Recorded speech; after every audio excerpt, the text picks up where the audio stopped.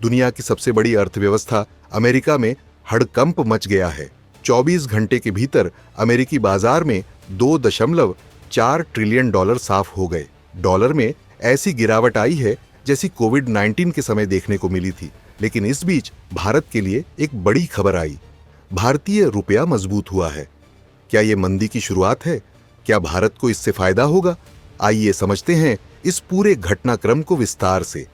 अमेरिकी राष्ट्रपति Donald Trump ने हाल ही में रेसिप्रोकल टैरिफ्स यानी जवाबी टैरिफ लगाने का ऐलान किया। इस पॉलिसी के तहत अमेरिका ने भारत समेत कई देशों पर नए टैरिफ लागू कर दिए। ट्रंप का इरादा अमेरिकी कंपनियों को फायदा पहुंचाने का था, लेकिन इसका उल्टा असर हुआ। जब अमेरिका का स्टॉक मार्केट खुला तो भारी गिरावट देखने को मिली।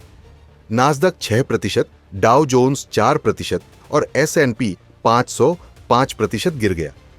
टेक कंपनियों को सबसे ज्यादा झटका लगा। एप्पल, टेस्ला और एनवीडिया जैसी दिग्गज कंपनियों के शेयर 10 से 15% तक टूट गए।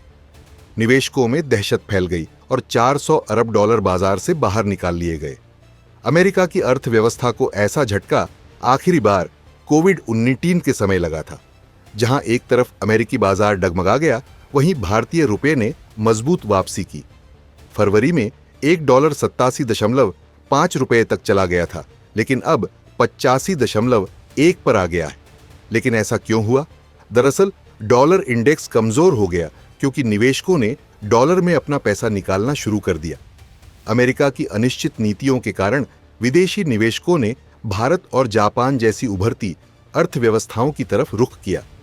भारतीय रिजर्व बैंक और सरकार की नीतियों की वजह से भारतीय अर्थव्यवस्था अपेक्षाकृत स्थिर बनी हुई है।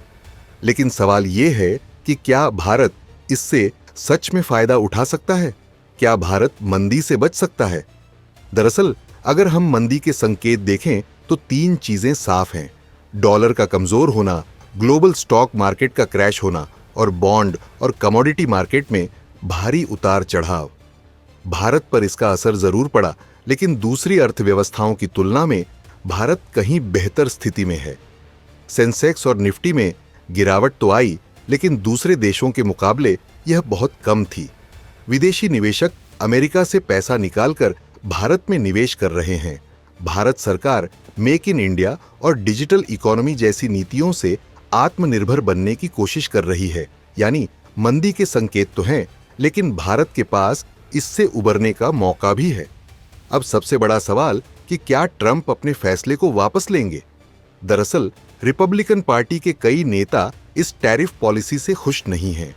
कांग्रेस में भी ट्रंप के इस कदम का विरोध हो सकता है। अगर अमेरिकी बाजार में गिरावट जारी रही तो हो सकता है कि ट्रंप को अपने फैसले पर पुनर्विचार करना पड़े।